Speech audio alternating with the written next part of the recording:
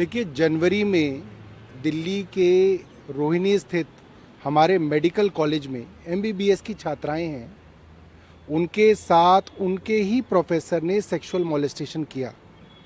उन्होंने शिकायत की। अब मार्च चल रहा है।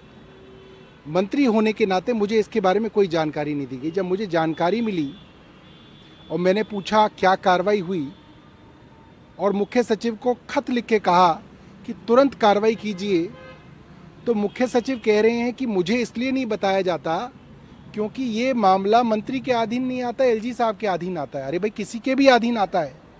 आपने अब तक उस प्रोफेसर को सस्पेंड क्यों नहीं किया? दूसरी बात, उस कॉलेज के प्रिंसिपल और वहाँ की एक एचओडी इन बच्चियों के ऊपर दबाव बना रही हैं कि ये कंप्लेंट अपनी वापस ले लें। इन बच्चियों को जब कॉलेज में न्याय नहीं मिला तो इनको पुलिस में जाके अपनी कंप्लेंट करानी पड़ी। दोनों बच्चियों ने इंडिविजुअली अपनी कंप्लेंट कराई। इंटरनल कंप्लेंट्स कमेटी पिछले 1.5 महीने से इसके ऊपर बैठी है, अब तक रिपोर्ट क्यों नहीं आई? तो मुख्य सचिव कह रहे हैं कि इतनी जल्दी क्या है, 90 दिन में रिपोर्ट आएगी। अरे भाई, छोटा सा मामला है। छोटा इन द सेंस कि 2 बच्चियों का आपको गवाही लेनी है, एक प्रोफेसर की गवाही लेनी है, आपको डिसाइड करना है आपको कितने महीने चाहिए इसके अंदर।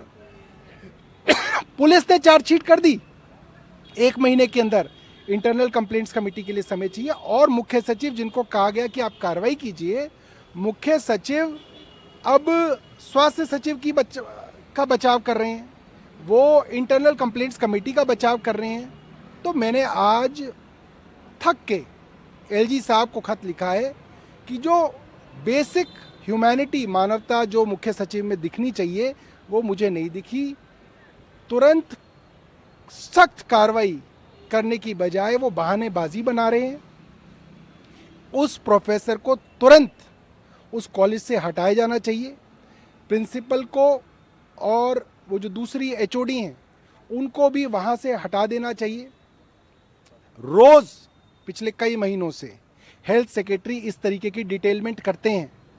ट्रांसफ़र की ज़रूरत नहीं है, आप डिटेल कर सकते हैं उनको तुरंत किसी और कॉलेज के अंदर, किसी और ऑफिस के अंदर, मगर वो नहीं किया जा रहा। तो मैंने एलजी साहब को लिखा है कि इसके ऊपर सख्त कार्रवाई की जाए और एलजी साहब बताएं कि अगर हमारी सरकार के कॉलेज के अंदर सेक्सुअल हैरेसमेंट होगा तो क्या हमें भी नहीं बताया जाएगा?